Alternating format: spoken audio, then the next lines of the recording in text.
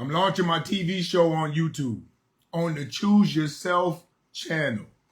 I tried to go live right now, but it messed up. I don't know. I got to figure it out. Haven't done it before.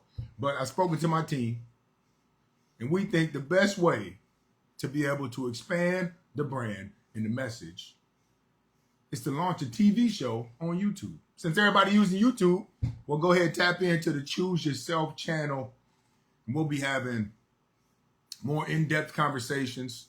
We'll be having open discussions. We'll be having systems and methods elaborated and explained for you to embrace your journey. Come on now. And we got 57 minutes before we got the Zoom, man. Every Tuesday on Zoom, we tap in with the Choose Yourself community. What is stopping you from waking up on time? Drop it in the comments. What is stopping you from growing your mind? Drop it in the comments. Drop the dolphin emoji. If you understand the importance of community. You know, what's up, EA? You know you need people to be able to access your gift, don't you? You need people to be able to contribute to humanity. You need people to evolve. So do I. So do you. What's up, Katie? So we got to join together and do the dang thing. All right? I'm also looking for an art piece to replace this. I still love LeBron, but I'm watching less and less sports the more I invest into myself. For real. I ain't got time to be up until 8, 9 o'clock watching sports. I'm trying to go to sleep, wake up at 3, 4 a.m. at the tip-top of that hour. Come on now. So once you get to the point where you done dealing with your own shit, tap in. It's time. It's time, man. We had the CYC meet and grow this weekend, which really re-solidified the mission. Gave me a bunch of ideas on how I can expand. And what's up, A-Love? At the tip top. Gave me a bunch of ideas on other type of conventions. What came from that? We sat in Central Park and told our stories. That's it. It's not about, well, it is about your foundation, you know? But it's not about how's your routine, how's your budget, how's your consumption. When we do the CYC meet and grows, that comes after. First, we got to voice and vocalize and embrace our story. It's going to be hard to heal, manage your intention and consumption if you got pain from the past that you're running from, which keeps justifying excuses for the future. It's going to be tough to do, man. Like, if you grow up poverty mindset like I did, and you don't deal with that, you don't embrace the positive growth that came from growing up broke, spitting eggs everywhere, you will continue to create a future that mirrors your past so that you can feel comfortable and your ego can be validated and be like, yep, I knew I was broke. Look, my life even reflects it now. So you do anything you can to end up broke. Trust me, I did it. For years, y'all, I didn't know how I couldn't save no money. Because I had to do the work. I was used to being under pressure. I was used to being broke. That's what made me work hard. Without being under pressure, without being broke, subconsciously, years ago, I had fears of not being motivated enough because I didn't have the pressure and scarcity to keep me pushing. So subconsciously, what I understand after doing the work, I put myself under pressure and stress by spending outside my budget so then I had the motivation and pressure to have to get up and get after it. I had to talk about it. I had to connect with people who've been through it. I had to research it. I had to do the reflecting. I had to do the journaling. I had to do the accountability. I had to visit my budget a bunch of times in a row, and now the systems are in place.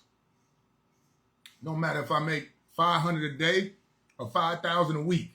The systems are in place. And that's the importance of repetition, man. That's the importance of the foundation. So at least you have time in your day dedicated to changing your mind into something else. And we did make claims at dinner. Sure did. EA from the CYC, OG self-chooser. Actually, the very first one, to be honest. But I think we reached a new level in the CYC meet and grow. That the shit is actually real. You know? You can show up virtually. You can follow each other online.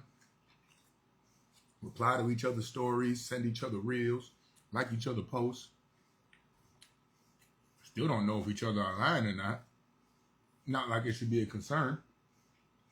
But when you see somebody in person, and you feel the energy, when you feel the appreciation for each other, and all that virtual work and connection comes to fruition, it's like meeting somebody for the first time does not hold as much power as growing with somebody for a year straight and then meeting them for the first time. That's the beauty of the internet. You can surpass multiple layers of surface level relational goddamn evolution. You surpass all that with a group. And then in person, the connection exponentially evolves and gets deeper because of the groundwork we did leading up to it. So, I know. It's hard to join a group. Like, people are like, what are they going to think of me? They're already connecting in person. I don't know if I'm going to fit in. Well, that's why you freaking are struggling right now anyways. Because anybody who's on a journey similar to yours does not care about you being new. Because when you're on a growth journey, when you got a growth mindset, you're always new to a new day, and that's what the foundation prepares you for. Shedding old beliefs, old choices, old habits, old relationships, and then evolving the new one. It's going to be forever, never ending. The people who are just starting, it's hard for them to embrace that because they have a fixed mindset of everything that I grew up as is who I am today. You know, everything you grew up as is who you contributed to today, but you're supposed to outgrow those versions enough to be able to apply them appropriately. I might have went over some people's heads. You embrace your story enough. You embrace the old versions enough so that you know when to apply those versions in your life. If that version ain't healed, if you used to being a player and you ain't doing no healing, you're going to keep playing. If you used to being a player and you do the healing, your appreciation and connection for people and being able to adapt and hold multiple conversations and multiple relationships and still give the same amount of effort if you're a good player. That is the traits that can transition. Now you're able to have in-depth conversations. Maybe it be business, maybe it be spiritual, maybe you have multiple businesses that you're developing and you're able to multitask and share your energy because you developed that from being a player. Or maybe in the past, you used to be a people pleaser. And everybody that comes in your life, you always put them first and you neglect yourself. Well, at least you know how to contribute to others now. You know what type of people are draining you for your energy instead of growing with you for your authenticity. Because you people please for so long, you got hurt so many times, now you know. But if you don't do the growth on the people pleasing, then you go forward, it becomes people pleasing perspective. And that's not what you want. Okay? So,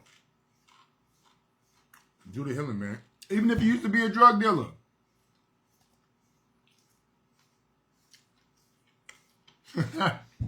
Even if you used to be a drug dealer. Look, he said, bro, my life's so boring, no women, no money. Even after going hard, you get tired of no enthusiasm. See, you complaining about what you don't got. That's your problem. That's why you're tired. No money, no money, no money. Well, of course, you're going to be negative. You just listed shit you don't have. Put some gratitude in your attitude. Yeah. Ashley said it while I said it. Same time. Shift your mindset, boy. Join the CYC, man. It'll help you. But, and again, we also need self-neglectors to show us the importance of self-choosers. But if you want to keep playing the Vic, you want to keep the Vicky mentality, Karens and Vickies all around the world. Karens caring too much and snitching. Vickies don't care enough. Playing the victim. Blaming and complaining. But the beauty of the internet is you can research your health by yourself. But a lot more people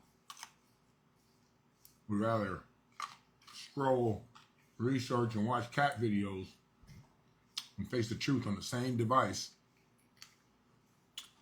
that has their mind all messed up. Same device that got you feeling depressed because you don't have money or woman or mansion or you better get to work. If you ain't got what you want, you should not be watching Netflix. I watch Netflix like once a week in the background while I'm working on stuff. Like I was watching the Shaq documentary of all the businesses he developed. That's just, I love Shaq and I like business.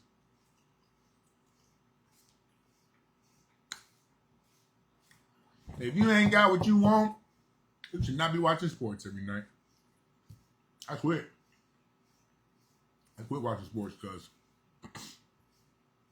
well, I'm going to watch the Vikings. I ain't followed the Lakers all year because it was just too late, and then I became detached from praising other freaking men. And why am I watching these other men? I need to be watching my future self. The hell? But y'all need a community, man. We meet in